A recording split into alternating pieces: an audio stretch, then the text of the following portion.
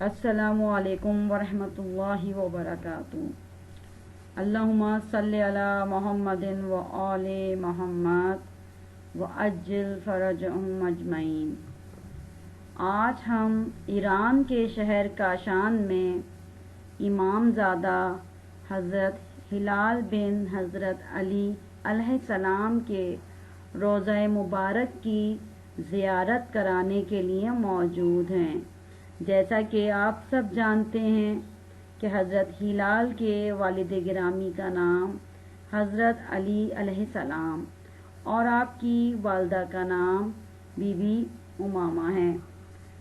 حضرت ہلال کی ولادت 14 ہجری میں ماہ رمضان کی پہلی شب کو ہوئی کہ حضرت علی علیہ السلام تشریف لائے تو حضرت ہلال کو اپنی آغوش میں لے لیا اور فرمایا کہ رمضان کا چاند میری آغوش میں آ گیا ہے۔ حضرت ہلال مدینے میں ہلال علی کہلاتے تھے، یعنی علی کا چاند، اور آپ کو ہلال منیر بھی کہا جاتا ہے، یعنی چمکتا ہوا چاند۔ پروردگار عالم نے حضرت ہلال بن علی کو یہ شرف بخشا کہ آپ کے روضہ مبارک پر مانگی ہوئی کوئی دعا بھی رد نہیں ہوتی۔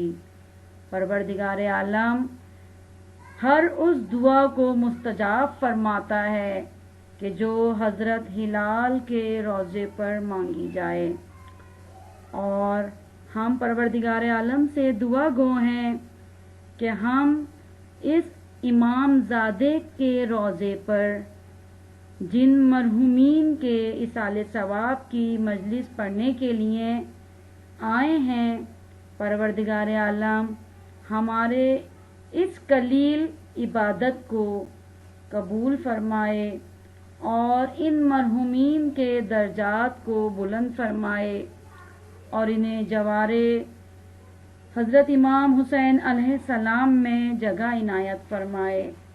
اور ہم اس پروردگار عالم سے دعا گو ہیں کہ پروردگار عالم آپ سب کو بھی اس عظیم امام زادے کی زیارت نصیب فرمائے۔ الہی آمین۔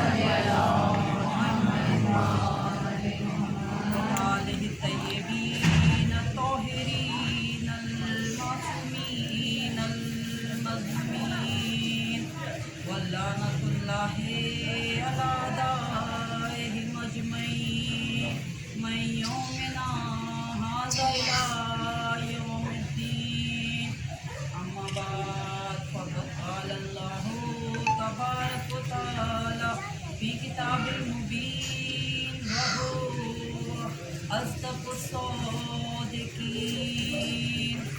إنما يريد الله ليذهب عنكم الرجس أهل البيت ويطهركم تطهيرا. اللهم صل على محمد. تمام حمد و ثنا اس پروردگار عالم کے لیے کہ جو لائق حمد و ثنا، جس کی حمد ہمگیر ہے، جس کی عظمت و شان بلند ہے، جس کی نعمتوں سے کسی کا دامن خالی ہے، نہ اس کی مغفرت سے کوئی معلوم ہے. تمام حمد و ثنا اس پروردگار عالم کے لیے کہ جس نے حمد کو اپنے ذکر کا ابتدائیہ قرار دیا. بے شک بابرکت وہ پروردگار جس کی ذات تک ہمتوں کی بلندیاں پہنچ سکتی اور عقل و فہم کی ذہانتیں چھپا نہیں سکتی. شکر ہے اس خدا کا کہ جو اپنے فضل و کرم کا دامن پھیلائے ہوئے ہے اور اپنی جود و عطا کا ہاتھ بڑھائے ہوئے ہے. لاکھوں درود و سلام بھیجتے ہیں اپنے پیارے نبی حضرت محمد مصطفیٰ صلی اللہ علیہ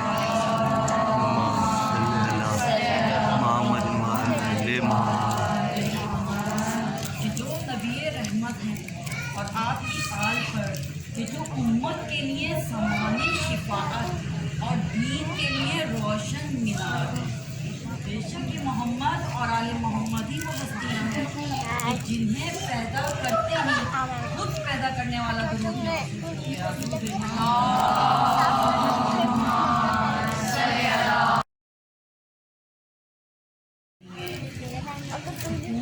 جھیل کو دیتا ہے جو کمل کے لیے. میں ان کے نام سے کرتی ہوں ابتدائے کلام، جن کے نام فرشتوں نے بھی سنبھل کے لیے. علی ولی سے مدد مانگ کر تو دیکھ صحیح، یقینیاں ہے سبھی مشکلوں کے حل کے لیے. کفن پہ خاک شفا سے ہے لکھا نہ دے علی، یہی بہت ہے میرے نام آئے عمل کے لیے.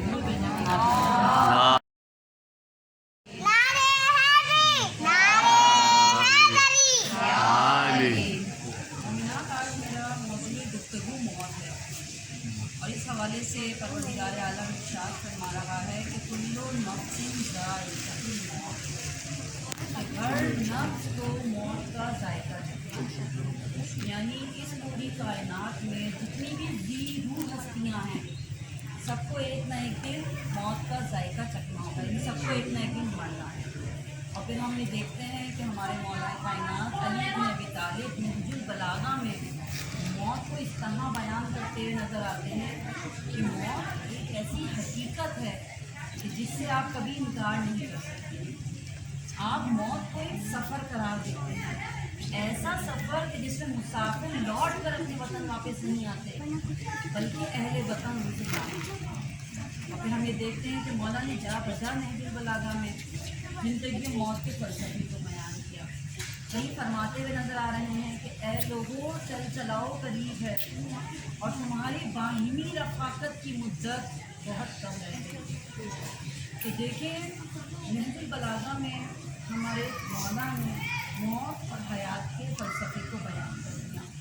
اور اگر ہم آئمہ کی تاریخ میں دیکھیں تو ہمارے مولا فرماتے ہوئے نظر آتے ہیں کہ اے میرے چاہنے والوں، میں بروز محشر تمہاری شفاعت کو کرا دوں گا، لیکن برزخ کے لیے تمہیں خود انتظام کرتے رہنا ہوگا. یعنی برزخ کے زمانے میں مولا ہماری مدد نہیں کریں گے، اس کے لیے ہمیں خود اپنے آپ کو تیار کرنا ہوگا، ہر ممکن حد تک برائیوں سے گناہوں سے اپنے دامن کو بچانا ہوگا. اب سوال یہ پیدا ہوتا ہے کہ برزخ ہے کیا؟ دیکھیں اگر برزخ کے لغوی معنی دیکھے جائیں تو اس کے لغوی معنی پردے کے ہیں کہ جو دو چیزوں کے درمیان حائل ہے. یعنی اگر میں یہ کہوں تو غلط نہ ہوگا کہ مرنے کے بعد سے دوبارہ اٹھنے کے وقت کا زمانہ عالم برزخ کہلاتا ہے. اور بہت ساری روایات میں ملتا ہے کہ کہ بہتوں کے لیے یہ زمانہ یہ مدت یہ دورانیہ ایسا ہوگا جیسے جنت کے باغوں میں سے ایک باغ، اور بہتوں کے لیے ایسا ہوگا کہ جیسے جہنم کے گڑھوں میں سے ایک۔ سوال یہ پیدا ہوتا ہے کہ اس عالم میں برزخ کی سختی سے کیسے بچا جائے۔ اس میں ہمیں بہت سارے اعمال نظر آتے ہیں۔ کہیں ملتا ہے کہ صلہ رحمی کی جائے، یعنی رشتہ داروں سے حسن سلوک سے پیش آیا جائے، قطع رحمی نہ کی جائے تو برزخ کا سفر آسانی سے طے ہو۔ کہیں ملتا ہے کہ حقوق و عباد میں ہمیں والدین کے حقوق کو بہت اچھے طریقے سے انجام دینا ہے، کیونکہ والدین وہ ہیں کہ جو اولاد کو مادی اور معنوی ترقی دینے کے لیے کس طرح کی مشکلات برداشت کرتے ہیں اور دن رات ایک کر کر اپنی اولاد کو کسی مقام پر دیکھ کر جو خوشی وہ محسوس کرتے ہیں، تو دنیا میں موجود کوئی بھی رشتہ ہو وہ خوشی محسوس نہیں ہوگی جو والدین۔ یہ پروردگار عالم نے قرآن مجید میں جا ارشاد فرمایا کہ والدین کے ساتھ یعنی انہیں خوش تکنا کہو، اور والدین میں اگر ہم دیکھیں ماں کے حوالے سے تو ہمارے بچے بھی جنت ماں کے قدموں پر ہے۔ ماں کا مرتبہ یہ بتا دیا کہ جنت کو پروردگار عالم نے ماں کے قدموں پر ہے۔ اور صرف یہی نہیں بلکہ جا بجا ہم دیکھتے ہیں حدیث میں بھی کسی نے رسول خدا سے آ کر فرمایا کہ یا رسول اللہ میں جہاد پہ جانا چاہتا ہوں لیکن میری والدہ مجھے جانے نہیں دے رہی۔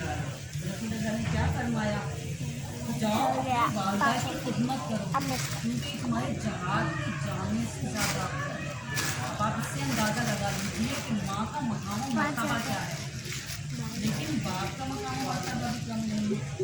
کہا جاتا ہے جس نے اپنے باپ کو پریشان کیا یا ناراض کیا جنت میں جانا خود کی بات، وہ جنت کی دوسری چیز جو ہمیں برزخ کی سختی سے بچائے گی وہ ہے والدین کے ساتھ حسن سلوک سے پیش۔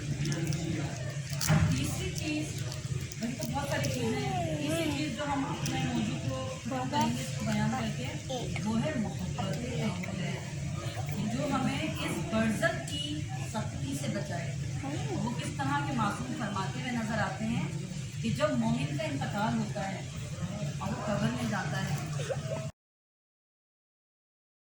قلعہ علی ابن ابی طالب کرتا ہے اور اپنی عملی زندگی میں بھی اس کو لے کر آتا ہے، اس مومن کے لیے اسے تنہائی کا احساس نہیں ہوتا، بلکہ وہ تو یہ دیکھے گا کہ 6 سمتوں سے نور آیا اور قبر میں آ کے 6 سمتوں میں بکھر گیا۔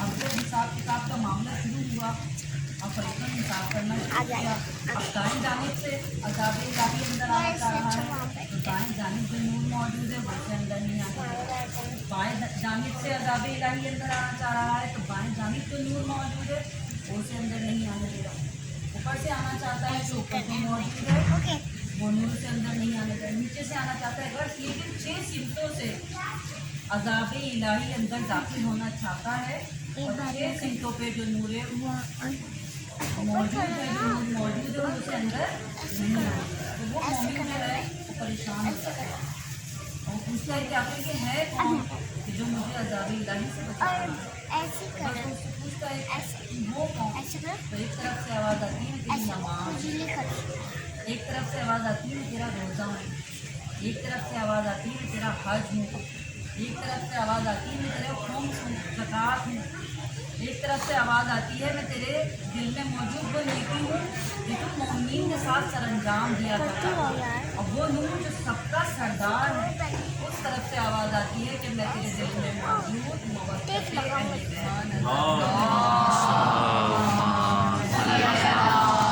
محمد والے محمد۔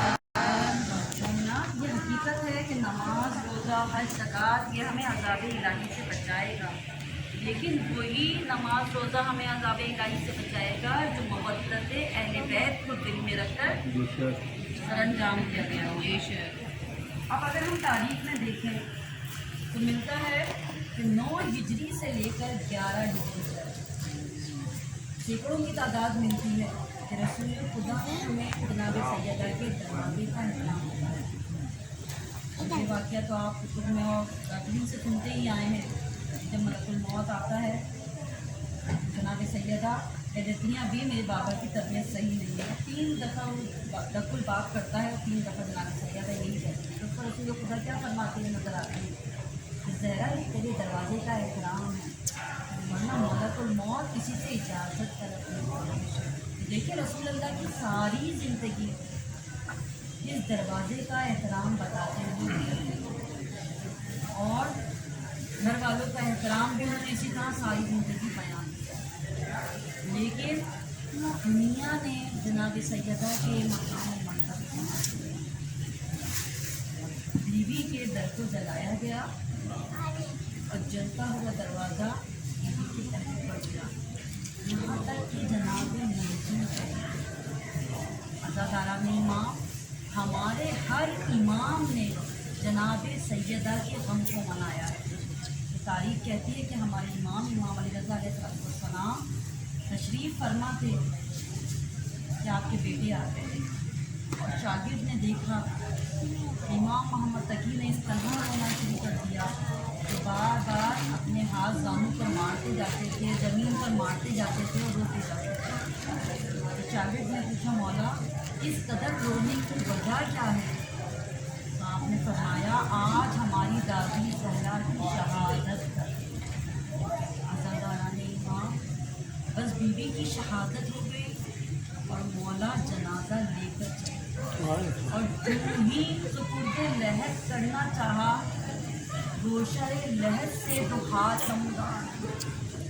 इन हाथों को अली से बेहतर कौन जान सकता है कि जैसे ही इन हाथों को देखा कहा अस्सलाम अलैका या रसूल खुदा, जो अमानत आपने मुझे सौंपी थी आज वो मैं वापस कर रहा हूँ।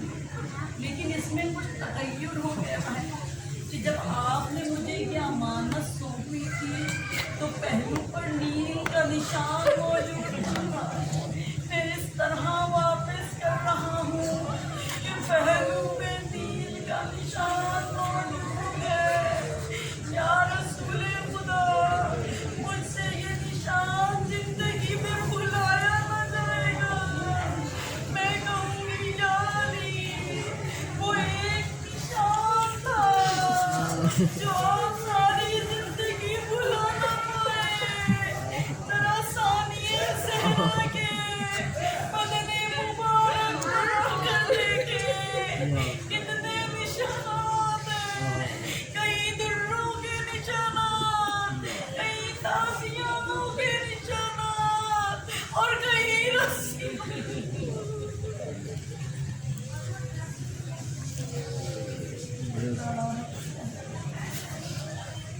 करबला